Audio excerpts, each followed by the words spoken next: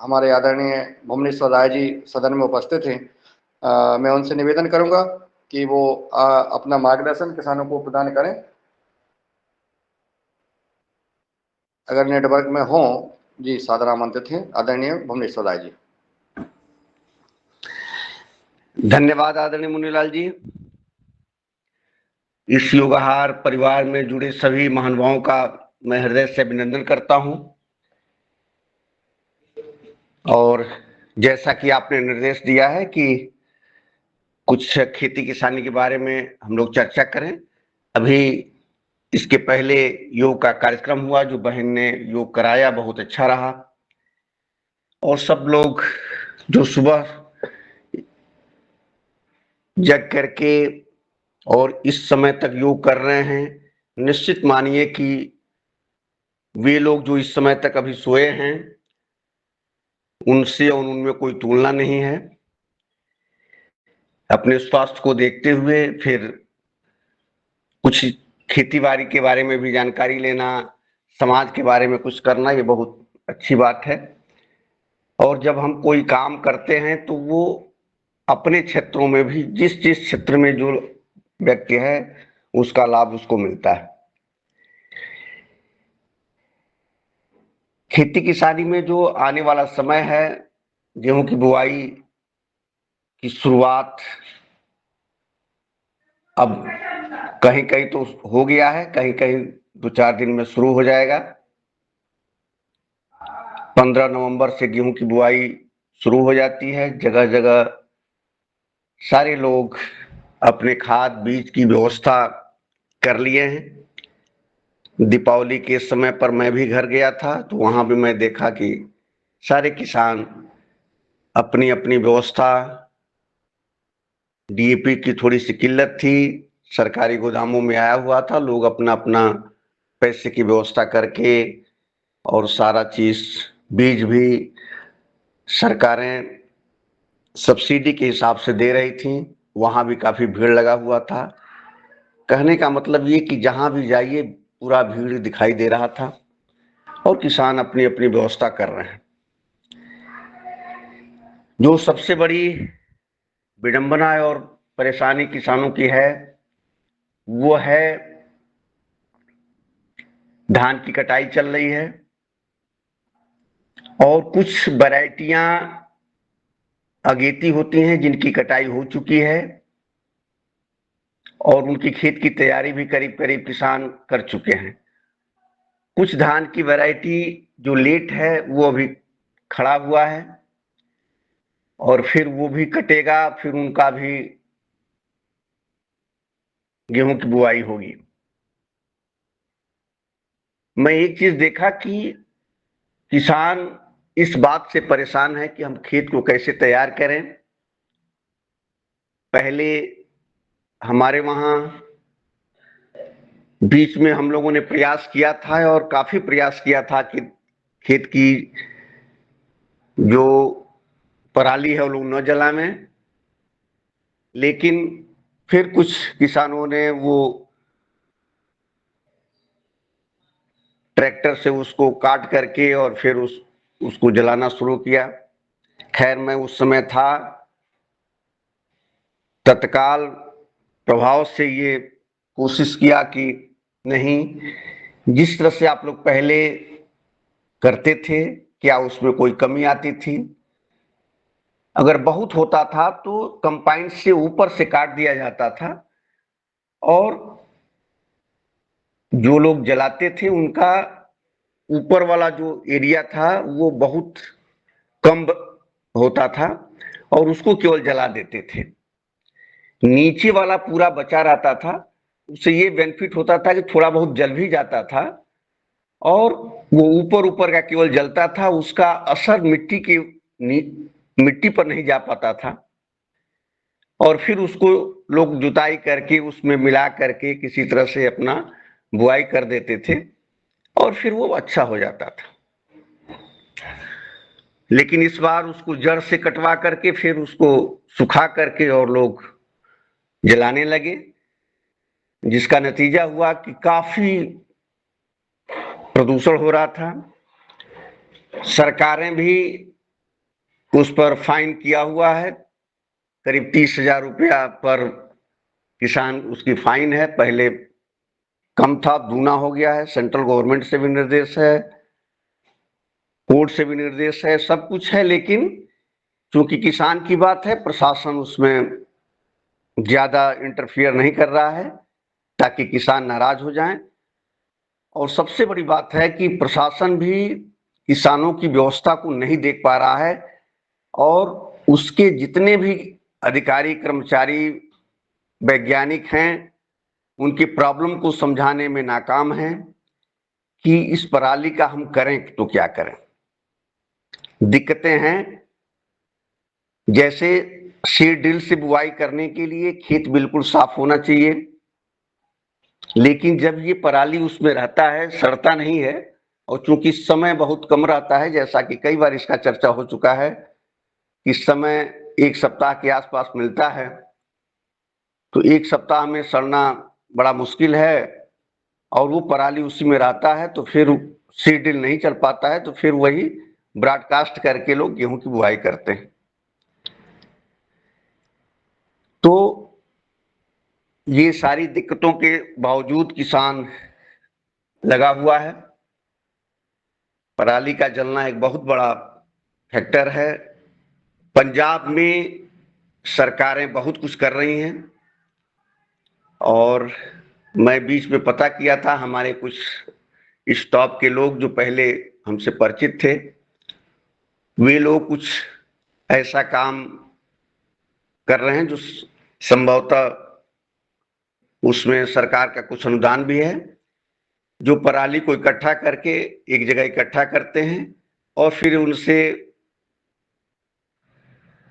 Organic manure से लेकर के, बायो फर्टिलाइजर से लेकर के और एनर्जी से लेकर के उसमें कुछ इथेनॉल वगैरह, मतलब तमाम जो भी पराली से बनाया जा सकता है उस तरह की चीजें बनाई जा रही हैं। और काफी कुछ प्लांट इस तरह से कई कंपनियां जो है लगाई हुई हैं। मेरी बात हो रही थी, उनका कहना है कि काफी हद तक पंजाब का कुछ एरिया जो है इसमें कवर हो जा रहा है, लेकिन फिर भी नाकाफी है, मतलब सारी व्यवस्थाएं नहीं हो पा रही हैं। सबसे जो मुख्य बात है, जो मुझे लगा कि इसको कैसे हल किया जा सकता है, तो लोगों का ये कहना था कि अगर जितनी कंबाइन मशीनें हैं उन पर यह अनिवार्य कर दिया जाए कि आप इस तरह का मशीन रखें जो काट करके उसको इकट्ठा कर लें। लेकिन फिर वही बात आती है कि उसमें हर एकड़ में कुछ एक्स्ट्रा खर्चा होगा और फिर वो आगे बढ़ेगा। खैर, इस पर बात चल रहा है। मुझे उम्मीद है कि 1-2 साल में जिस तरह से गेहूं में ये सब प्रॉब्लम था, गेहूं में तो और ज्यादा प्रॉब्लम था कि वो इतना साफ जलता था कि उसकी मिट्टी भी बिल्कुल जल जाती थी। लेकिन गेहूं की कटाई के बाद भूसा बनाने की मशीनें आ गई, लोगों की जरूरत महसूस हुआ और आज की डेट में मुझे नहीं लगता कि कहीं जो है गेहूं में कोई दिक्कत है। सब लोग भूसा बना लेते हैं और जिनके खेत में भूसा नहीं भी बनता है, वो भूसा बनाने वाले लोग जो है वो ऑलरेडी उनके खेत में जाकर के भूसा बना करके अपना निकल जाते हैं, फिर वो जुताई वगैरह अपना करके धान की रुपाई कर लेते हैं।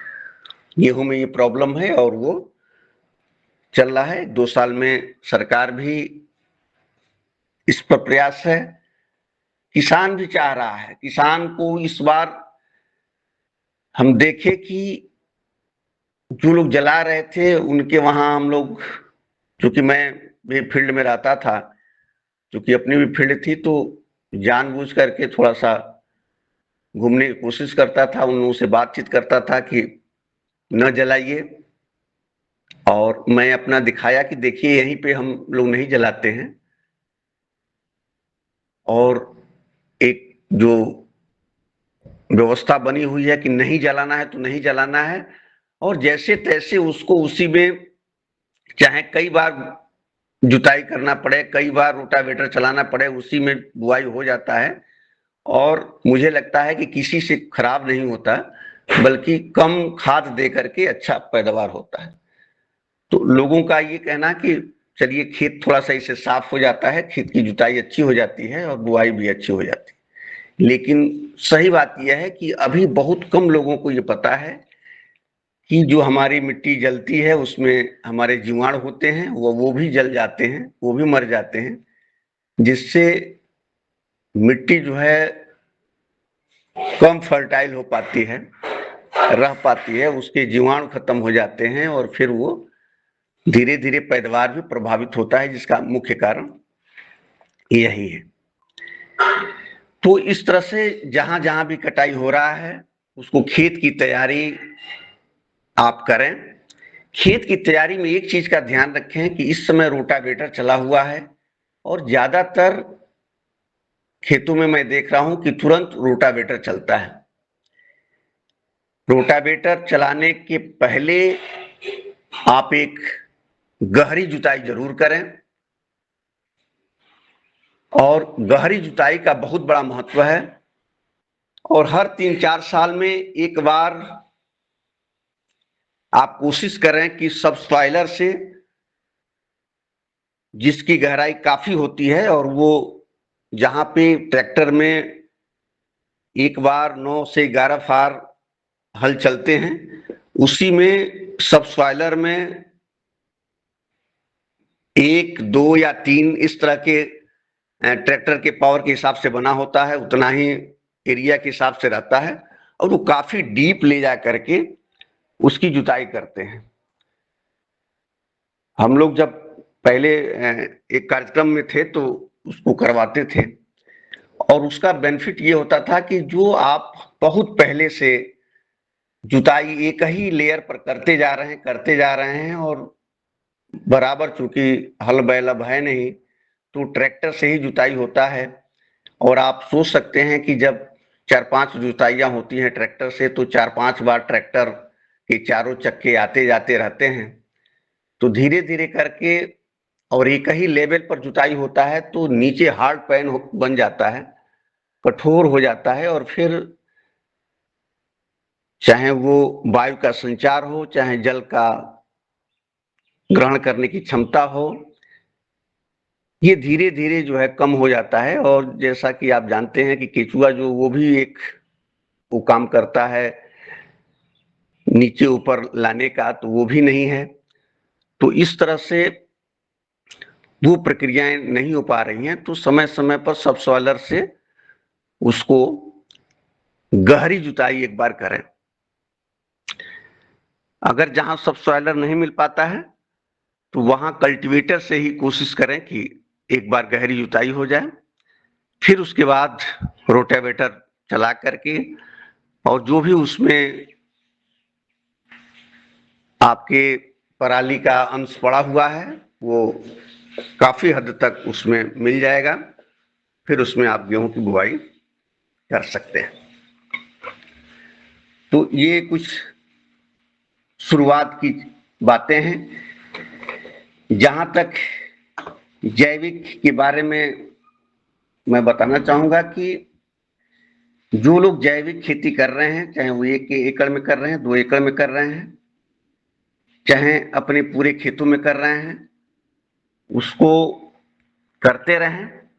लेकिन उनका जो और खेत है उसमें भी वो कोशिश करें कि कम से कम प्रक्रिया अपनावें पेस्टिसाइड की, और जितना भी हो सके आप उसमें ग्रीन मैन्योर से लेकर के, गोबर की खाद से लेकर के, और भी जीवामृत वगैरह से लेकर के आप डालें। जहां जरूरत पड़े वहां आप हल्का फुल्का, जहां आप प्रति एकड़ 2 बैग डीएपी डालते हैं वहां 1 बैग करें, जहां 1 बैग डालते हैं वहां हाफ कर दें, जहां आप यूरिया ज्यादा से ज्यादा खेतों में प्रयोग करते हैं वहां भी कम करें। आप कोशिश करें कि यूरिया को ब्रॉडकास्ट न करके जो नैनो यूरिया आ रहा है उसका स्प्रे करें, पेस्टिसाइड का बिल्कुल आप प्रयोग न करें। पेस्टिसाइड की जगह पर आप ऑर्गेनिक की जो बायो पेस्टिसाइड हैं, जो आप घर बना सकते हैं, उसको बना करके प्रयोग करें। तो इस तरह से भी आप काफी हद तक अनाज को सुरक्षित रख सकते हैं। जो खाने वाला हमारा प्रोडक्ट है वो अच्छा हो सकता है, और फिर हम धीरे धीरे हम भी स्वस्थ रहेंगे और देश भी स्वस्थ होगा। सब्जियों में जो ज्यादा से ज्यादा पेस्टिसाइड का प्रयोग हो रहा है, उस पर कंट्रोल करने की जरूरत है। इस समय तो इतना हो रहा है जिसका कोई हिसाब नहीं। अब समय आ गया, देखिए गोभी मार्केट में आ रहा है, कई कई स्प्रे। जब तक गोभी टूटता नहीं, जब तक बैगन बाजार में जाता नहीं, तब तक पता नहीं कितनी स्प्रे लोग कर देते हैं। और जो सबसे बड़ा नुकसान का काम कर रहा है वो सब्जी है। उसकी व्यवस्था आप जरूर करें। ऐसी सब्जियों का सेवन करें जो आपको लग रहा है कि इसमें पेस्टिसाइड का प्रयोग नहीं हुआ है। अपने खाने भर का जरूर सब्जी पैदा करें, ताकि अनाज तो आप पैदा कर ले रहे हैं और सब्जी भी कुछ पैदा कर लेंगे तो कम से कम आप सुरक्षित रहेंगे। तो इस तरह से आप अपने खेत को आगे बढ़ाएं, अपनी खेती को आगे बढ़ाएं। जहां पर जिन लोगों को अभी डीएपी की दिक्कतें हैं, कुछ लोगों को डीएपी मिल चुका है, कुछ लोगों को अभी मिलने वाला है। सरकारें भी बाहर से डीएपी इंपोर्ट करती हैं, बाहर से आती हैं। हमारे कई मित्र लोग हैं, बताते हैं कि अभी जहाज आ रहा है, रास्ते में है, आएगा तो फिर मार्केट में आने में कभी 1 सप्ताह 10 दिन लग जाएगा। तो जो लेट वाला है उसमें काम आ जाएगा। जिनके पास डीएपी नहीं मिल रहा है वो उसी के हिसाब से अपना काम कर सकते हैं, सिंगल सुपर फास्फेट को डाल करके कर सकते हैं। प्रोम आप बना बना करके खेतों में जो फैक्ट्रियां बना रही हैं उनसे खरीद करके उस खेत में डाल सकते हैं। एक चीज मैं आपको बड़े विश्वास के साथ बता सकता हूं कि एक दिन चर्चा चल रहा था कि हम किस कंपनी का उपयोग करें बायो फर्टिलाइजर, बायो पेस्टिसाइड में। हम लोग चर्चा करते हैं, ट्राइकोडर्मा वगैरह बनाने की कोशिश करते हैं, लेकिन हर किसान इसको बना नहीं सकता।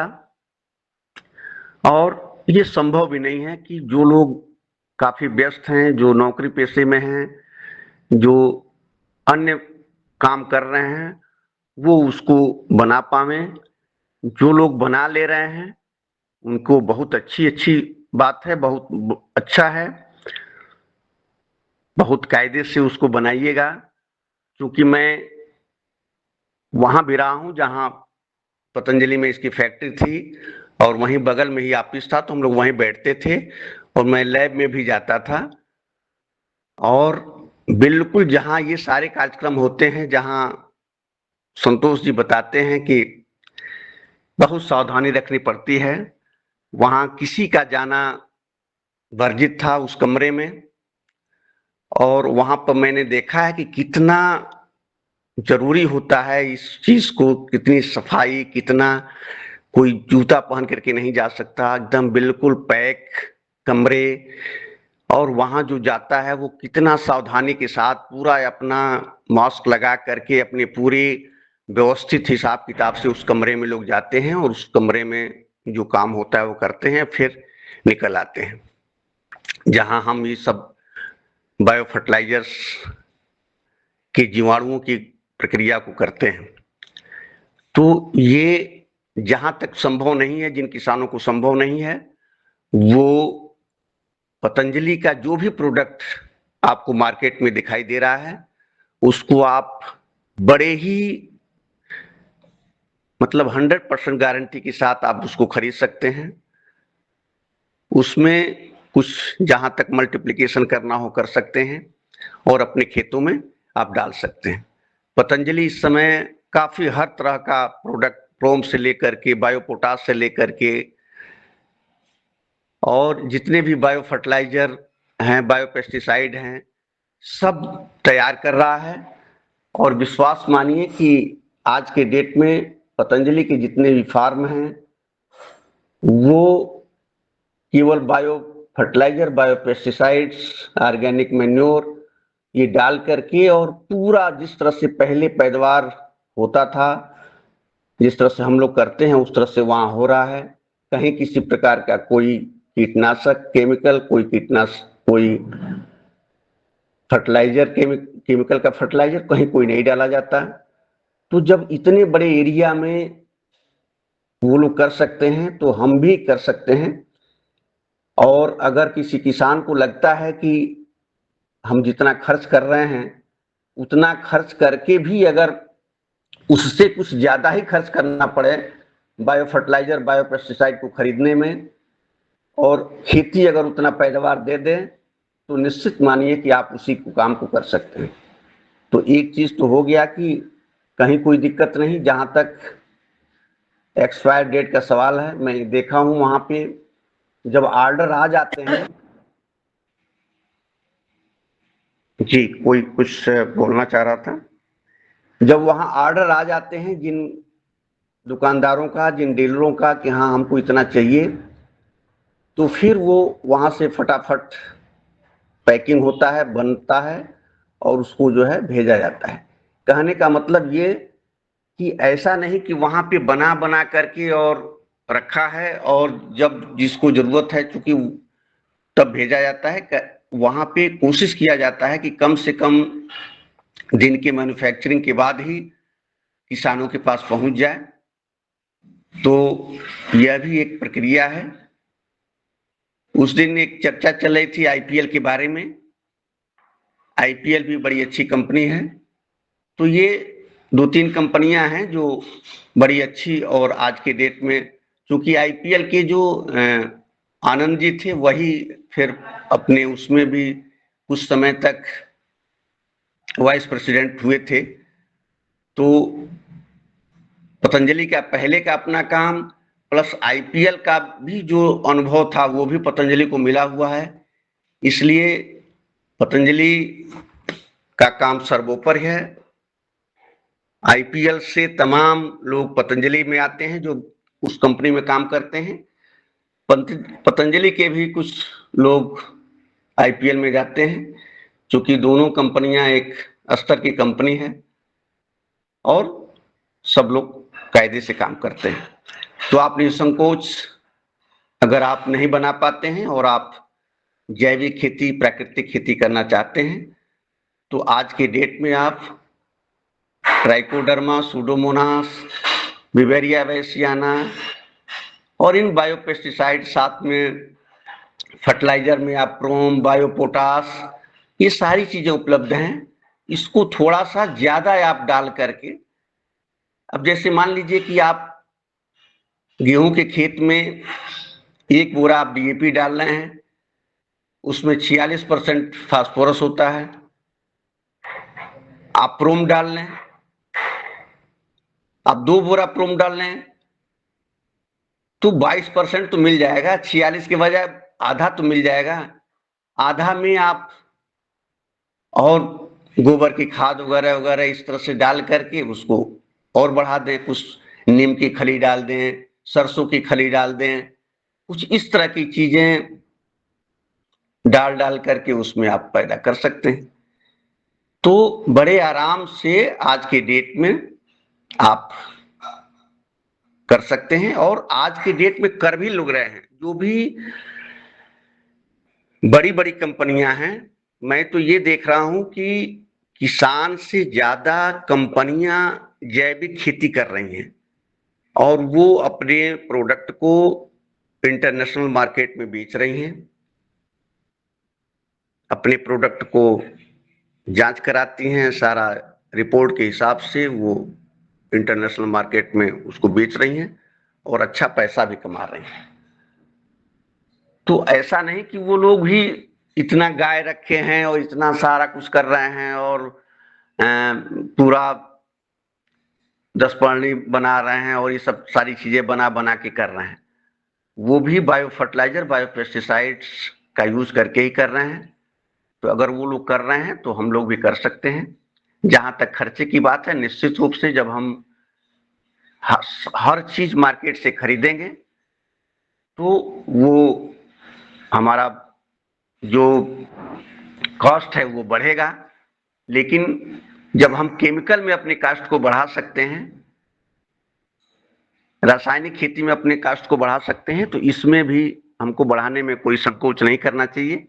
और उसके बाद अगर फिर हम धीरे धीरे करके प्राकृतिक खेती पर बड़े आराम से धीरे धीरे करके एक बार में जब करेंगे तो फिर दिक्कत होगा, लेकिन धीरे धीरे करके प्राकृतिक खेती की तरफ भी आ सकते हैं।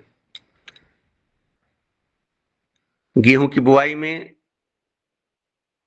समय के हिसाब से आप चुनाव करें कि हमारा खेत अगर अगेती है, अभी बुआई करना है तो उसमें कौन सा किस्म का बुआई करें। फिर अगर 1 महीने के बाद जो हमारा खेत खाली होगा उसमें कौन सी वैरायटी का बुआई करें। तो ये सिलेक्शन करके अभी से आप अपने गेहूं के बीज का चुनाव कर सकते हैं या किसी भी बीज का चुनाव कर सकते हैं। आपका कोशिश ये जरूर रहे, मैं देखता हूं गांव में लोग जब समय आता है तो हर साल दौड़ते हैं खेतों में, मार्केट में गेहूं खरीदने के लिए, और जो आपका गेहूं है उससे दूना रेट से डेढ़ गुना रेट से मार्केट में बिकता है। और वही चीजें हैं, वही सारी व्यवस्थाएं होती हैं। कंपनियां भी इसी तरह से सीड प्रोडक्शन करती हैं कि अपना सीड दे देती हैं। उनका अंतर बस इतना ही होता है कि फाउंडेशन सीड हुआ, आपको दे दिए, आपको बोल दिए कि इस एरिया में आप बुआई करवाइए। सिलेक्शन हो जाता है, किसानों का एक पर्टिकुलर एरिया ले लेते हैं, उसमें किसाने बोते हैं, फिर उनका खरीद करके अपनी मशीनों के हिसाब से, बड़ी बड़ी उनकी मशीनें हैं, उसमें जो मोटे अनाज होते हैं उसको निकाल करके पैक कर देते हैं। तो जब ये पूरी कंपनियां कर सकती हैं तो हम क्यों नहीं कर सकते।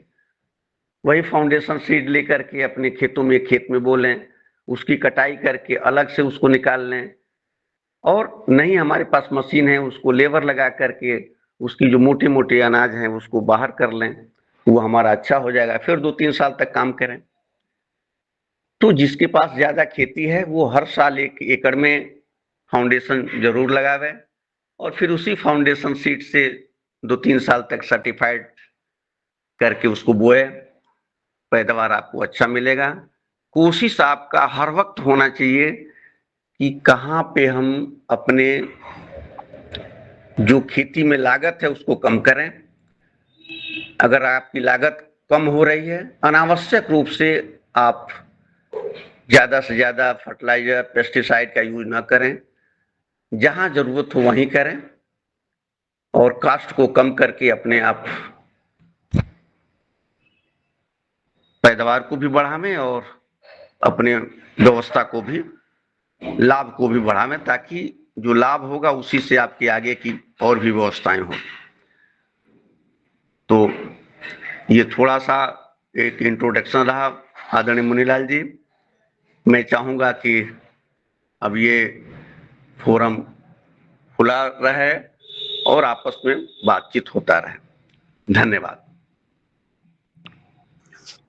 धन्यवाद आदरणीय भुवनेश्वर राय जी, आपने सडनली सदन का निवेदन स्वीकार कर हमारे किसान भाइयों को बहुत महत्वपूर्ण जानकारी दी है आपने, और आपने सारी विधि बताई है आपने, और किसान कैसे समृद्ध हो सकता है इस पर भी आपने बड़े महत्वपूर्ण मार्गदर्शन दिया कि हमारा किसान क्यों नहीं कर सकता है, जब व्यापारी कर सकता है, कोई भी कर सकता है तो किसान कर सकता है। और किसान को सिर्फ जो है तुरंत का किसान देखता है, जो किसान देखते हैं कि हमारी फसल आई और खलिहान से ही बेच देते हैं जिससे उनको कम रेट मिलता है। अगर किसान उसको रखे, आपके बताए अनुसार ग्रेडिंग करे और उसको बीज की पैकिंग करे, तो बीज भी आज जो गेहूँ 20 रुपया किलो बेचा किसान ने, वही गेहूं 35 रुपया किलो वापस हमें बीज के रूप में लेना पड़ रहा है। यह आपका मार्गदर्शन किसानों ने सुना। निश्चित कुछ ना कुछ अपने स्तर से प्रयास करें ताकि जो है हम लोग समृद्ध हो सके। जी आदरणीय राय साहब। जी आदरणीय, देखें इस समय मैं अपने घर का अनुभव बता रहा हूं। पिछले साल गेहूं चूंकि मार्केट में रेट और सरकारी रेट में कोई खास अंतर नहीं था, तो उसको बेचा नहीं गया। हमारे वहां गेहूं जितना पैदावार हुआ वो सब रखवा दिया गया था। और मैं अभी घर गया था तो उसके दीपावली से 4 दिन पहले लोग गेहूं बेचे थे, इतना खुश थे कि बता रहे थे कि अब जो और थोड़ा बहुत बेचा जा रहा था उसको भी अब नहीं करना है और वो सब रख लेना है। आने वाले समय में केवल आप रख लें अपने वहां, और फिर जब देखें मार्केट को देखते रहें कि कब जो है आपका मार्केट सही हो रहा है तो उस समय आप उसको निकाल दें। ये छोटी छोटी बातें आपको करना पड़ेगा। देखें गेहूं की समय में गेहूं जब पैदा हो जाता है उसी समय बेचने की ललक रहती है कि नहीं इसी समय जो भी है वो बेच दें। और जो लोग गांव में हैं, जो केवल यही एक गांव में एक आदमी जो केवल यही काम करता है कि लोगों को खरीद करके और बेचता है, वो दिन प्रतिदिन इतना आगे बढ़ता चला जा रहा है कि लग रहा है कि जैसे उसके घर में कोई आईएएस आईपीएस है। एकदम एक गाड़ी 2 गाड़ी इस तरह से होती चली जा रही है, और जो 20-20 एकड़ के किसान हैं वो उसी तरह से पड़े रह रहे हैं। सबसे बड़ी बात है कि उनको ये अपनी मार्केटिंग की व्यवस्था समझ में नहीं आ रहा है कि हम कैसे करें। धान पूरे समय में नर्सरी से लेकर के और धान की कटाई तक वो धान घर पे आ रहा है, और उस समय इतना तेजी से बेचने की ललक है कि हमको थोड़ा सा भी उसको सुखाना ना पड़े, थोड़ा सा भी उसमें प्रॉब्लम ना हो। सही बात यह है कि थोड़ा सा दिक्कत तो है, उसको दरवाजे पर या जो खलिहान है वहां उसको रखना पड़ेगा, थोड़ा सा सुखाना पड़ेगा, सुखाने के बाद फिर उसको स्टोर में डालना पड़ेगा। लेकिन विश्वास मानिए कि इतना काम आप कर ले गए तो फिर आपको कोई जरूरतें नहीं है कि आप तत्काल बेच करके और ज्यादा से ज्यादा नुकसान में पड़ जाते हैं। उस समय सब लोग बेचते रहते हैं, सब लोग बेचते हैं, तो खरीदने वाले भी औने पौने दाम पर खरीदते रहते हैं। आप उसको स्टोर कर दिए, अगर कहीं कोई व्यवस्था नहीं है इसको स्टोर कर लीजिए। अगर अच्छा वैरायटी है, केवल चावल चावल हमारे वहां एक सांभा मंसूरी एक वैरायटी है, बड़ी अच्छी वैरायटी होती है जो खाने में बड़ा अच्छा काम आता है। उसको अब हमारे गांव में चलन हमारे परिवार से शुरू हुआ और पूरे गांव में चलन चल चुका है कि उसको सारे लोग पैदा करते हैं और कुछ दिन रखने के बाद उसकी जो है मशीनों से अच्छी अच्छी मशीनें आ गई हैं, उससे उसकी चावल निकलवा लेते हैं। और अब धीरे धीरे लोग अपने हित रिश्तेदारों, अपने अगल बगल के शहरों में, जो बच्चे शहर में जा रहे हैं वहां पे डिमांड बढ़ रहा है अगल बगल से, और वो सारा बिक जाता है।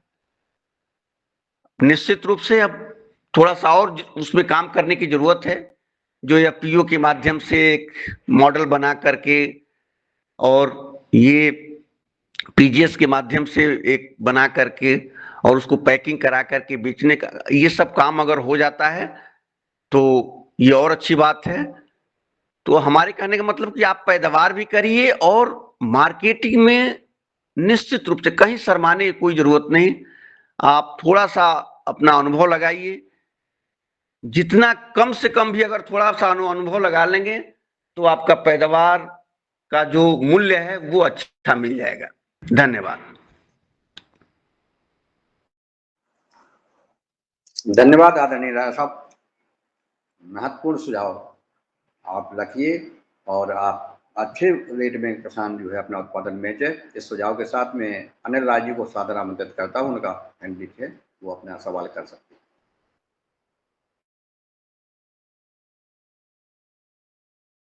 आदरणीय अनिल राय जी, अनम्यूट कर लें, आप म्यूट हैं, अपना सवाल कर सकते हैं।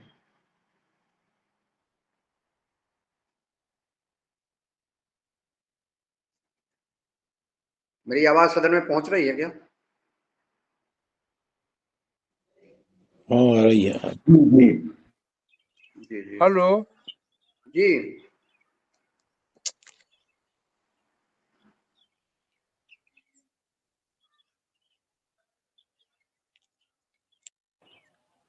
हेलो जी, आवाज जा रही है? आ रही है, बोलिए बोलिए। हाँ जी, ओम सदन को प्रणाम। भाई साहब मुन्नीलाल भाई साहब, आपने समय दिया, इसके लिए धन्यवाद। बिंदेश्वरी राय सर को प्रणाम। मैं आपसे एक प्रश्न पूछना चाहता हूँ, है तो 2-3 प्रश्न, कि मैं अभी धान को हाथ से कटवाया,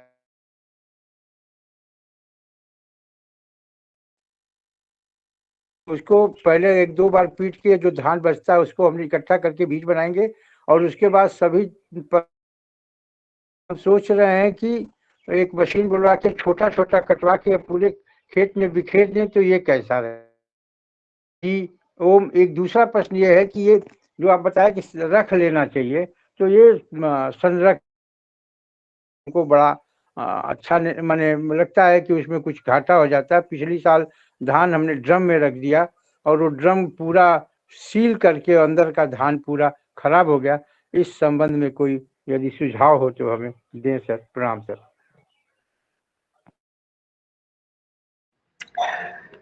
जी, आदरणीय अनिल राय जी,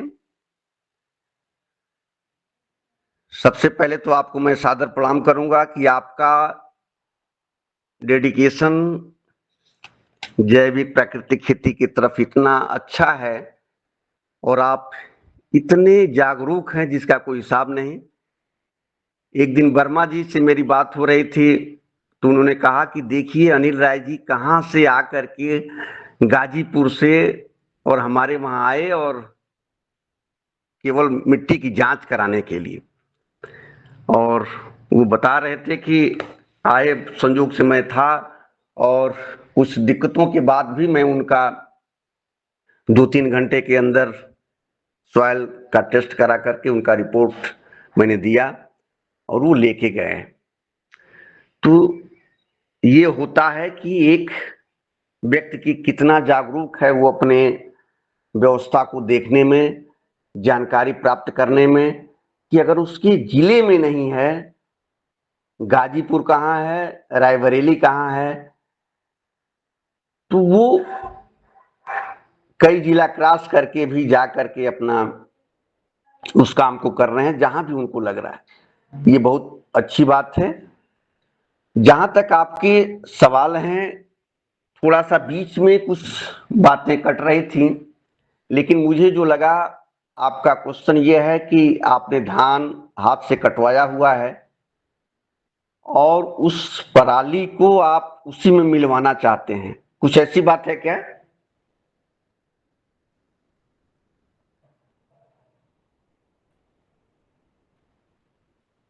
आदरणीय राय साहब,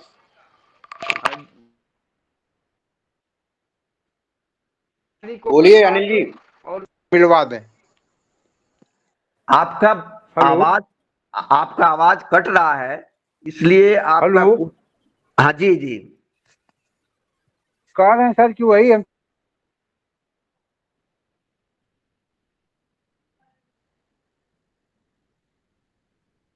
उपलब्ध है, तो थोड़ा सा पैसा तो खर्च ही होगा, तो मिलवा देना लाभकर रहेगा कि नहीं जी? फिर बीच में कुछ शुरुआत में कट गया था।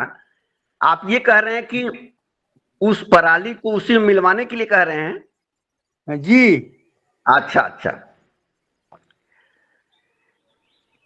देखें छोटा छोटा निश्चित रूप, पीस कटवा के, जैसे हाँ बैलों को हाँ, खिलाते हैं तो काट देते हैं। बिल्कुल बिल्कुल बिल्कुल बिल्कुल बिल्कुल।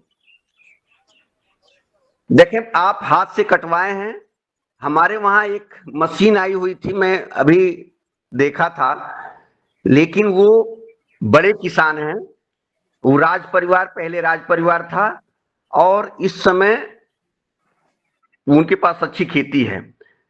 तो उनके फार्म पर मैं गया था, क्योंकि उनसे मेरे संबंध हैं तो मैं जाता रहता हूं। तो मैं देखा तो करीब 50 एकड़ का उनका एक ही फार्म है, उसमें कहीं कोई बीच में मेड़ नहीं है।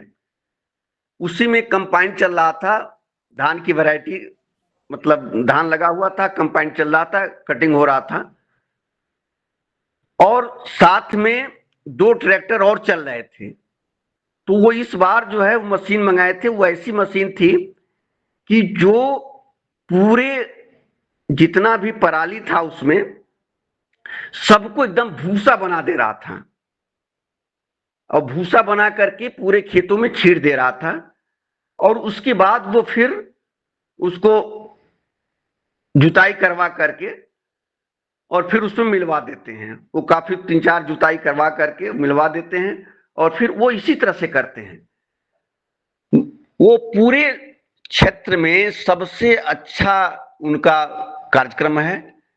गोबर की खाद बहुत कम डाल पाते हैं, लेकिन ग्रीन मैन्योरिंग में हरी खाद जरूर डालते हैं, और कोई भी जो अवशेष है फसल का उसको वो खेत से बाहर नहीं निकालते हैं, उसको उसी में डाल करके वो कर देते हैं। तो अगर इतनी व्यवस्था हो जाए कि आप उसको बहुत छोटे छोटे टुकड़ों में करवा करके और उसमें मिलवा दें, बड़े आराम से हो सकता है। और उसके बाद उसकी बुआई करा दें। फिर ये जितने भी हम डालते हैं ना जैविक में, प्राकृतिक खेती में, जीवामृत वगैरह, इन सबों का स्प्रे करने के बाद अपने आप ये सब सड़ने लगता है। ये अपने आप ये मुश्किल से 1 महीने के अंदर आपको दिखाई नहीं देगा कि कोई चीज उसमें है। तो आप इसको कर सकते हैं, इसमें कोई दिक्कत नहीं है। और यही तो होता है, जब कंपाइन से भी कटता है तो आप सारा जो लोग उसमें मिला देते हैं, काट पीट कर किसी तरह से, हाफ सेट से काट करके, रोटावेटर से काट करके, किसी भी जिस तरह से जो भी सुविधा उनके पास उपलब्ध है काट करके उसमें मिला देते हैं, और फिर उसके बाद वो हो जाता है। मैं अपना अनुभव बताऊं, एक बार तो मेरे खेत में ऐसा हुआ था कि लोग हंस रहे थे। ऊपर से चूंकि वो गीला खेत था और कायदे से उसकी कटिंग नहीं हो पाई थी, सब लोग जलाए थे। हमने कहा कि नहीं, बिल्कुल नहीं जलाना है, इसी में बुआई करवा दीजिए। गेहूं की छींट छाट करके उसी में जो है जुताई करके हो गया, और सारे ऊपर आ गए, जितने भी उसके पराली थे उसमें काफी ऊपर आ गए। लेकिन बाद में जा करके वो सारा जर्मिनेशन हुआ, और उस क्षेत्र में सबसे अच्छा पैदावार हुआ। वो सब सड़ जाता है।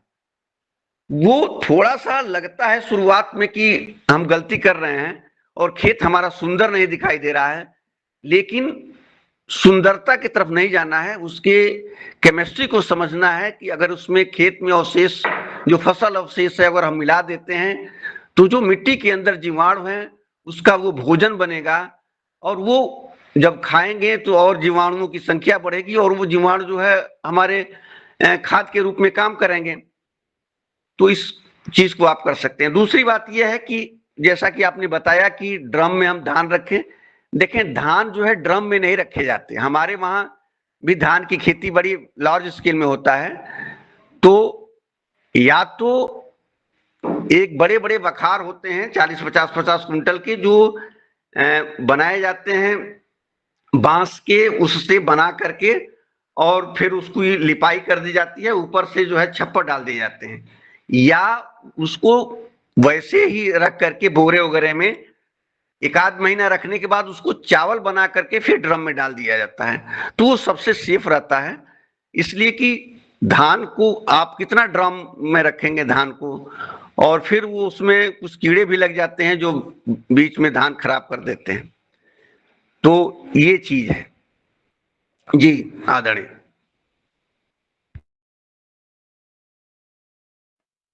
जी, अनिल जी का सवाल, उनका जवाब आपने दिया।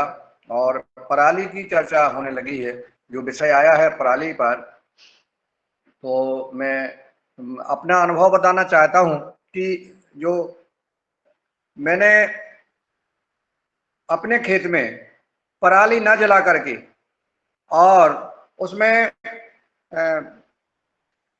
खेत के पूरे हिस्से में, और जिस खेत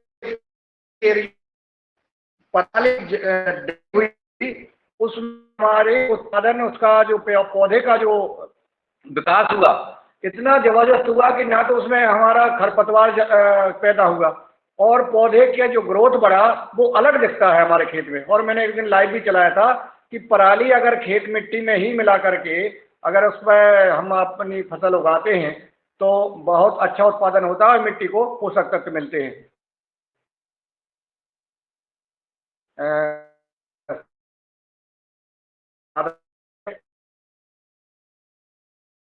कर रहा, और इस कार्यक्रम में जो संवाद चल रहा है अपना मार्गदर्शन प्रदान करने का कष्ट करें।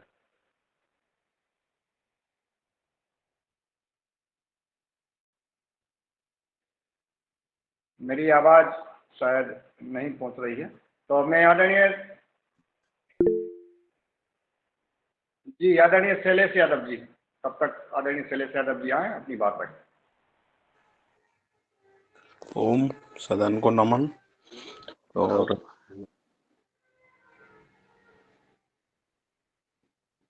आ गए हैं क्या सर? जी जी हाँ आ गए हैं हम, इस बाद आपका बात कर लेते हैं। जी आदरणीय पवन कुमार जी।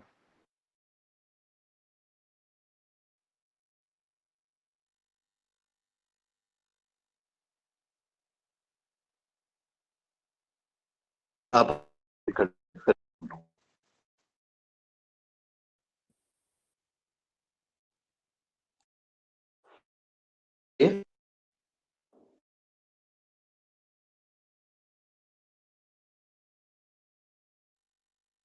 हेलो, मेरी आवाज आ रही है?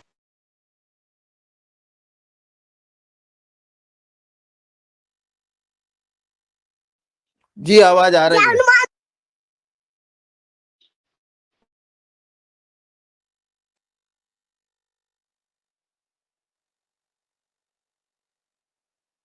बोलो आप मतलब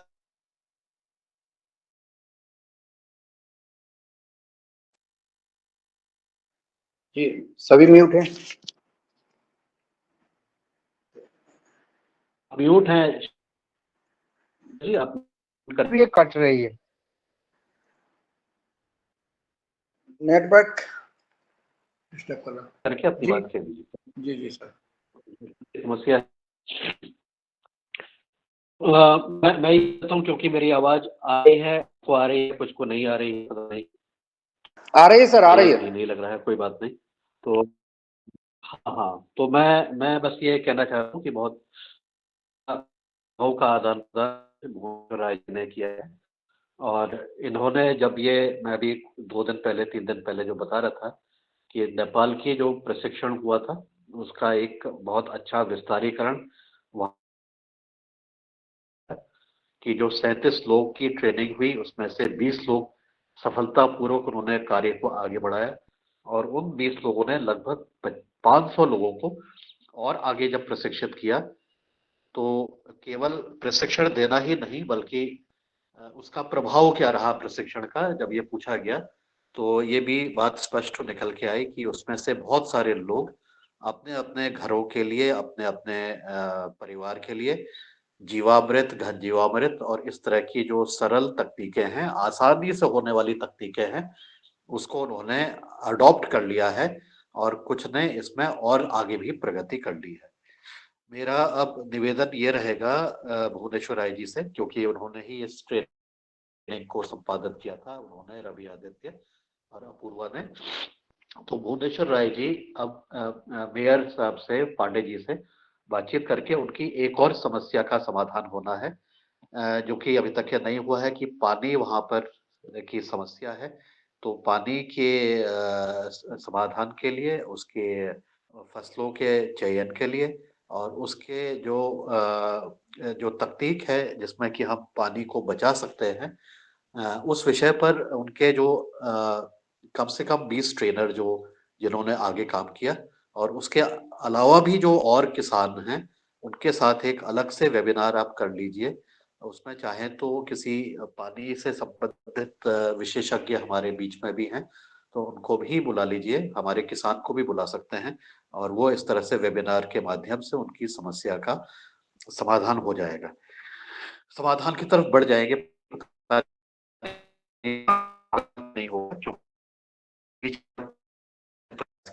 लोग पहुंचे, लेकिन अभी तक के पूर्ण उनकी इच्छा के अनुरूप समाधान नहीं हुआ है। तो मैं उनके समाधान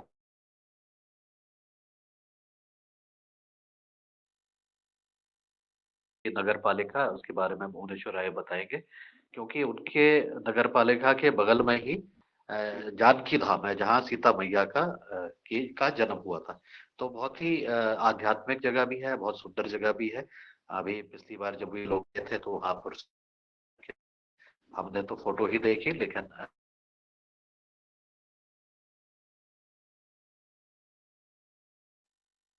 हम आगे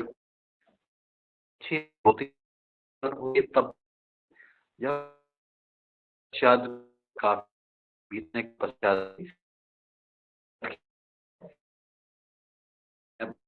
का जो वहां पर गई थी, उन्होंने योगदान दिया था, उनका अभिनंदन। आगे वाले समय की जो कार्रवाई उनके साथ की जानी है उसके प्रति के अलावा भी जब उनसे वार्तालाप करके कुछ और चीजें निकाल उससे उसको भी हम दूसरों को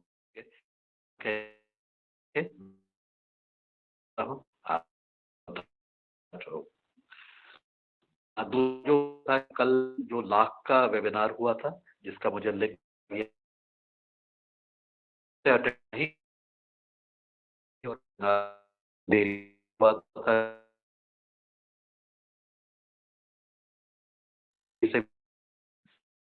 नहीं होगी।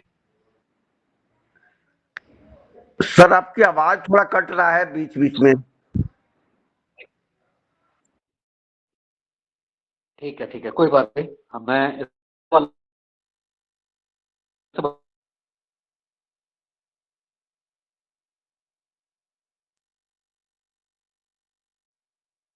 जो नेपाल कार्य होने हैं और मैं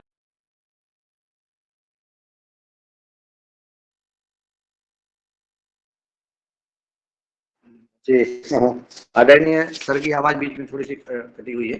बाकी आदरणीय भुवनेश्वर राय जी, आपके लिए आदरणीय पवन कुमार जी का जो संबोधन था उस पर आप कुछ कहना चाहते हैं सादर आमंत्रित। जी जी जी जी, सादर प्रणाम सर।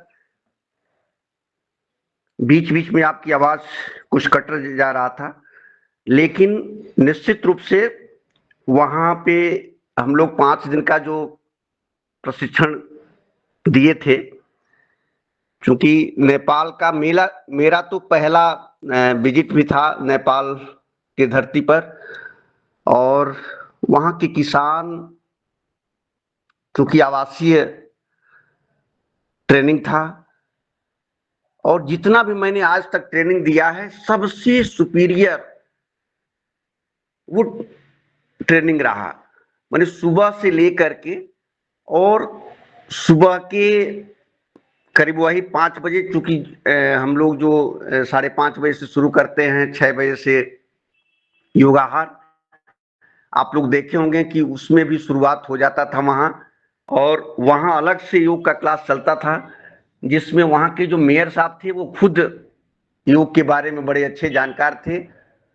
वो खुद कुछ लोगों को किए थे, और हम लोग विधिवत, और वहां पे कुछ खास चीजें, क्योंकि ऑनलाइन में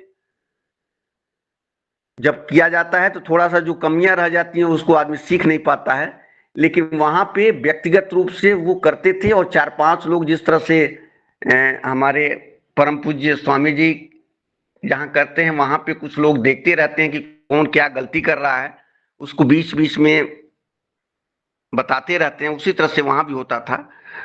फिर दिन भर पूरे कार्यक्रम करने के बाद शाम को फिर इकट्ठा हुआ जाता था खाना खाने के बाद, उसी हाल में, एक अलग से हाल था, और उसमें सनातन धर्म के बारे में और ये सारी चीजें जो है वो बताते थे। अपना, और जो भी उसमें लोग अपना वक्तव्य था वो देते थे। कुछ लोग अलग धर्मों के थे, वो अपने बात को वहां रखते थे। तो कुल मिलाकर के वहां काफी कुछ सीखने को मिला। जहां तक वहां की पानी की समस्या निश्चित रूप से है, और उस पे हम लोग बातचीत करके उस पे एक वेबिनार कर लेंगे, और जैसा भी होगा आपसे बातचीत करके उसको समाधान कर लेंगे। और समय समय पर कुछ किसान उसमें, जो बड़े बड़े किसान जो वहां पे संबंधित थे, आज भी व्हाट्सएप कॉल से उनसे बातचीत होती रहती है, दुआ सलाम होता रहता है। और उसमें कुछ बड़े अच्छे फार्मर थे जो गन्ना की खेती में उच्च श्रेणी के किसान थे, और सब्जियों की खेती में, जैविक खेती, प्राकृतिक खेती, मतलब ये सारी चीज उस समय अपने छतों पर कर रहे थे। हम लोग के फील्ड विजिट में कुछ किसानों के वहां हम लोग गए, जो पूरे, अब सोच लें कि जो गन्ने की तकनीक है जिसमें केवल बड से बनाया जाता है और वो फिर ले जाकर के वहां गन्ने के खेत में उसकी रुपाई कर दी जाती है, तो उसमें भी वो परिपूर्ण थे। गन्ने की बुआई करने के बाद जहां भी जर्मिनेशन कम होता था वहां पे उस तरह की बीच बीच में गैप फिलिंग वो करा देते थे। तो ये बहुत बड़ी चीज है, उसको हम लोग आपके निर्देशानुसार कर लेंगे। और जहां तक मैंने जो सुना उसके बारे में मैं बता दिया। धन्यवाद सर। धन्यवाद आदरणीय भवनी सोनाई जी। अब मैं आदरणीय शैलेश यादव जी, आप अपने सवाल कर सकते हैं। अनम्यूट कर लें आप, शैलेश यादव जी, सिवनी मालवा।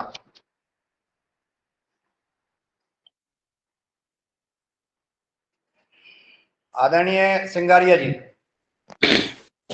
ओम जी, सदन को नमन। जी भाई साहब, सदन को सादर नमन।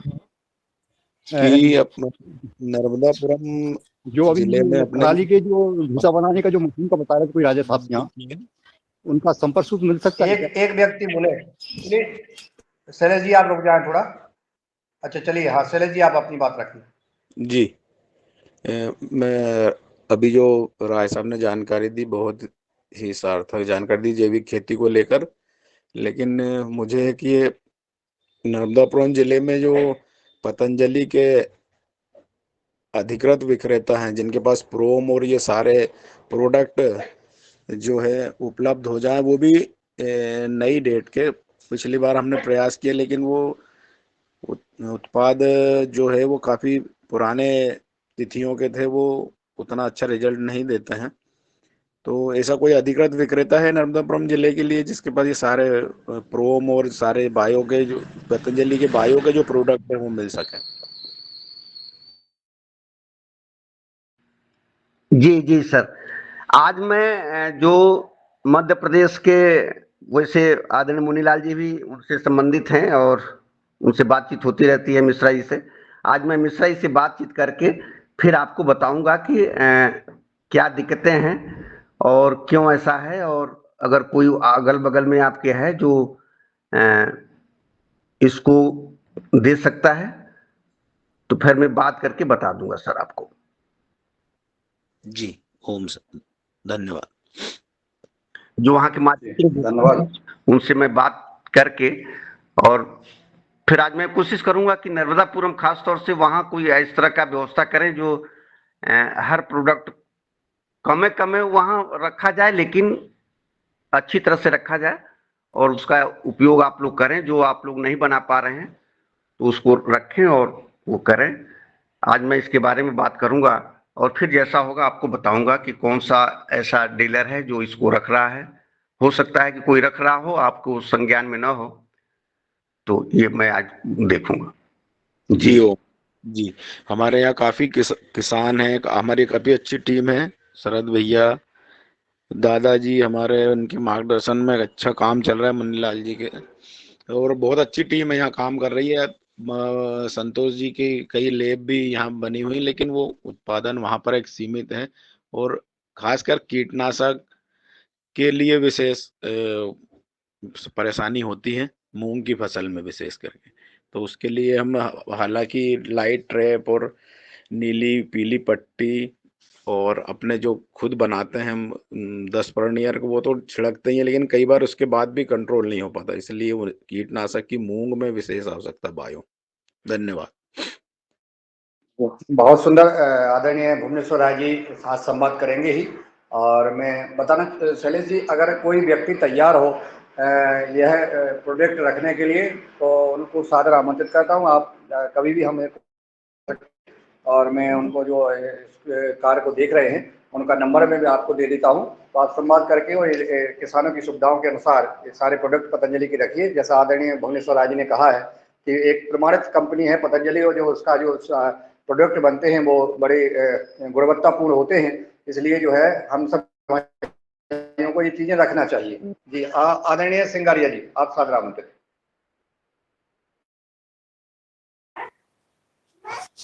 सर अभी जो उस मशीन के बारे में बता रहे थे कि वो भूसा कर देती है, वो खेत में मल्च कर देती है पूरा, तो उनका कांटेक्ट नंबर मिल सकता है? जो कोई किसी राजा साहब को बता रहे हैं, तो उनके वंशज हैं। जी जी, मैं कांटेक्ट नंबर दे लेकर के फिर आपको दे दूंगा। ठीक है, जी जी जी जी जी देखता जी हूँ। जी जी और जी वैसे भी जब आप सर्च करेंगे तो अब तमाम तरह की मशीनें इस तरह की आना शुरू हो गई हैं, और एक से एक जी मशीनें फील्ड में अब आना शुरू हो गई हैं। सरकार बहुत चिंतित है इस बात को लेकर, पराली को लेकर के। हमारे जितने भी जी एग्रीकल्चर के इंजीनियर हैं जो टूल्स बनाते हैं, वो भी हर तरह की कोशिश में लगे हुए हैं, और ज्यों ही बन रहा है वो फील्ड में आ भी रहा है। तो आप निश्चिंत रहें, जी ये प्रॉब्लम जो है बहुत दिन तक अब चलेगा नहीं, बहुत जल्दी इसको सॉर्ट आउट किया जाएगा। सब लोग परेशान हैं और वो निश्चित रूप से इस काम को होगा। मैं उनका नंबर नहीं, समस्या है सर, जो बंडल करूंगा, बनाने वाली मशीन आती है वो उसके लिए मशीन भी मैं बता दूंगा, उसका फोटो वगैरह भेज दूंगा। कैसा मशीन एकदम मैं देखा, एकदम नहीं, जो भूसा बंडल कर दे रहा है, जैसे उसके बाद एकदम जी हरा जी काटने के बाद उसी समय वो चल जा रहा है, एकदम मुलायम हो जा रहा है। वो 8-10 दिन जी वैसे रहता ही है, तुरंत सिंचाई हो जाता है और सड़ भी जाता है। धन्यवाद जी जी, धन्यवाद आदरणीय भुवनेश्वर राय जी। अंतिम सवाल आदरणीय अनिल राय जी का, अंतिम सवाल।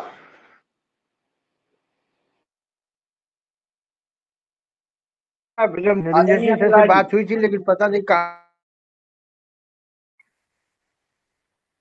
हेलो बोलिए बोलिए। जी जी, मोबाइल नंबर राय सर का। आप ले लेते, आपका सर, हम खुद आपसे बात करेंगे अभी। जब ये खत्म हो जाएगा, जी जब ये खत्म हो जाएगा, मैं खुद आपको मिला करके आपसे बात करूंगा। जी आप निश्चिंत रहें। जी सिंगारिया जी, और कोई बात है कि आपकी? अनम्यूट हो रहे थे आप सिंगारिया जी। नहीं, अभी जो मशीन आ रही है बंडल बनाती है, लेकिन वो उसके लिए मिनिमम 60 हार्स पावर का ट्रैक्टर चाहिए, और मशीन भी 2.5 से 3 लाख की पड़ती है वो, तो वो काफी महंगा पड़ता है। लेकिन ये मशीन अभी जो भूसा बनाने वाली मिल जाएगी तो काफी किसानों को फायदा हो जाएगा उसका। जी चलिए, बहुत सुंदर संवाद, आज महत्वपूर्ण संवाद हुआ आदरणीय भुवनेश्वर राय जी के द्वारा। और अब मैं जी डॉक्टर साहब राउत जी। जी प्रणाम भाई साहब। ये बोल रहे थे, ये मशीन जो है श्रेडर कम पल्वेराइजर है। मैं ग्रुप में शेयर कर रहा हूँ, तो इसको देख लेंगे। बहुत सारी कंपनियां बनाती है, पंजाब में ज़्यादा प्रचलन में है। तो एक बार उसको मैं ग्रुप में डाल दे रहा हूँ, तो आप लोग उसको देख के और समझ सकते हैं। जी ओम। जी, मशीनों के बारे में अपने शरद वर्मा जी से भी संवाद कर सकते हैं। शरद वर्मा जी को सारी मशीनों का इनके पास अनुभव है और कांटेक्ट भी है। तो शरद वर्मा जी का नंबर जिनके पास ना हो, उनसे लेकर के भी, और आदरणीय रावत जी, डॉक्टर रावत जी से भी संवाद कर सकते हैं। और मैं अब आज के इस कार्यक्रम को यहीं विराम देने के लिए, चूंकि समय हो गया है, 8 बज गया है, मैं आदरणीय दिनेश जी सेमवाल जी को सादर आमंत्रित करूंगा कि वो आए और आभार करके आज के व्यवहार कार्यक्रम को विराम देने का कष्ट करें। जी आदरणीय, सादर प्रणाम, सादर धन्यवाद। और बहुत ही सुंदर ये सत्र रहा। आकस्मिक सत्र, जबकि हमारे जो मुख्य वक्ता थे उन उपस्थित नहीं हो पाए किन्हीं कारणों से। और ये आवश्यक चर्चा थी जिसकी अलग-अलग पहलुओं पे बात की गई और संभवतः जैसे आदरणीय हमारे मुख्य वक्ता जी ने कहा है कि अ, किसानों से कहीं ज़्यादा कंपनियाँ जैविक खेती करती हुई दिखाई दे रही हैं।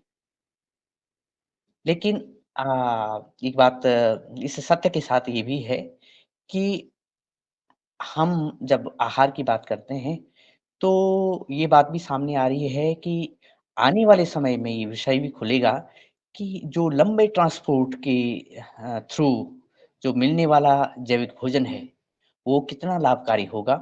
और दूसरा जो स्थानीय स्तर पर किसानों के द्वारा उगाए जाने वाला अनाज है, फल और सब्जियाँ हैं, उसका उपभोक्ता तक एक लाभकारी वितरण जो कि उपभोक्ता के लिए भी और हमारे किसान के लिए भी अ, धन के हिसाब से, मन के हिसाब से और तन के हिसाब से, स्वास्थ्य के हिसाब से कितना लाभकारी होगा, ये भी महत्वपूर्ण है।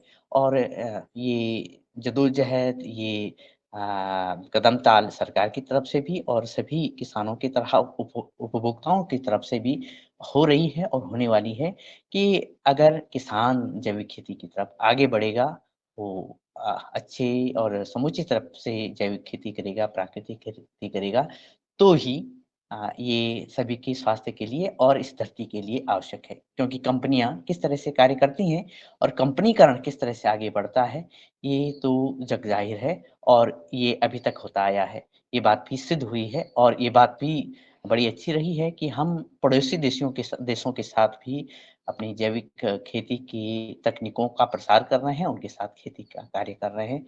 या साथ ही अन्य बातें भी जो मशीनीकरण की बात की गई है, पंजाब की बात की गई है, पंजाब में भी एक तबका वापस आ रहा है अपनी खेती को सुधारने के लिए और इस आज की वार्ता के माध्यम से सब कुछ एक दिशा देने वाला वाली वार्तालाप हमारी मध्य रही है आदरणीय डॉक्टर भुवनेश्वर राय सर के माध्यम से।